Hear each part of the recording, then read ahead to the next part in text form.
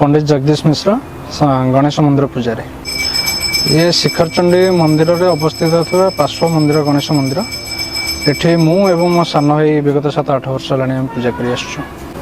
भगवान को लेकिन तो आमर प्रथम ही विश्वास अच्छे आम कर्म तो भगवान को सेवा करवा तेणु भगवान को सब विश्वास अच्छे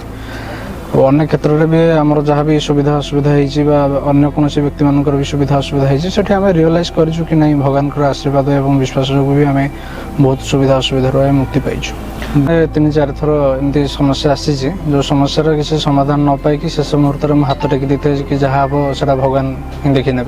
से समय जो मुझे सबकि निज उपर जो आशा छाड़ी भगवान के आशा रखी थाए से निहती भाव में कौन ना कौन रूप में हूँ कौन किसी भी कारणवशत भगवान मत आसिक साहाଯ୍य कर माने निजर जो आशीर्वाद मो ऊपर देइछन्ति मु जानि पारिछि जेहेतु मु भगवान को सेवा करूछि राति दिन मोर सेवा ही भगवान के प्रति तेणुकर मत लगे कि नहीं भगवान के द्वारा ही ये समस्या मुक्ति पाई जो निज ये जिते बड़े मु हारी जाइछि सेतले मु भगवान के ही मुक्ति पाई से समस्या भी जहाँ भी मानसिक नहीं कि आसी जदि से मानसिक तार निज माने समाज एवं तार निज आसूची एवं भल उद्देश्य जदि से किसी मानसिक रखुची निश्चित भाव में मानसिक पूरण होती स्वार्थ एवं अन्यर क्षति उद्देश्य से कौन प्रकार मानसिक रखुची असंभव ता पूरण हो पार मानसिक अर्थ यह नुहे कि आम कहार गोटे क्षति चाहिए कि निजर गोटे स्वार्थ चाहिए मानसिक अर्थ हूँ निजर मंगल सहित समाजर मंगल कामना करवा तेणुकर जितेबाला भी कहीं मानसिक करुँच निहाती भाव तार मानसिक पूरण होटा आवश्यक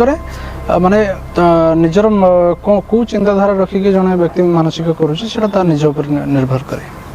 धन्यवाद भी जहाँ भी मानसिक नहीं कि आसी जदि से मानसिक तार निज माने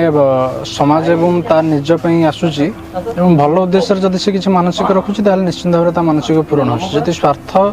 एवं अन्यर क्षति उद्देश्य से कौन प्रकार मानसिक रखुची असंभव ता पूरण हो पार मानसिक अर्थ यह नुहे कि आम कहार गोटे क्षति चाहिए कि निजर गोटे स्वार्थ चाहिए मानसिक अर्थ हूँ निजर मंगल सहित समाजर मंगल कामना करवा तेणुकर जितेबाला भी कहीं मानसिक करुँच निहाती भाव तार मानसिक पूरण होटा आवश्यक माने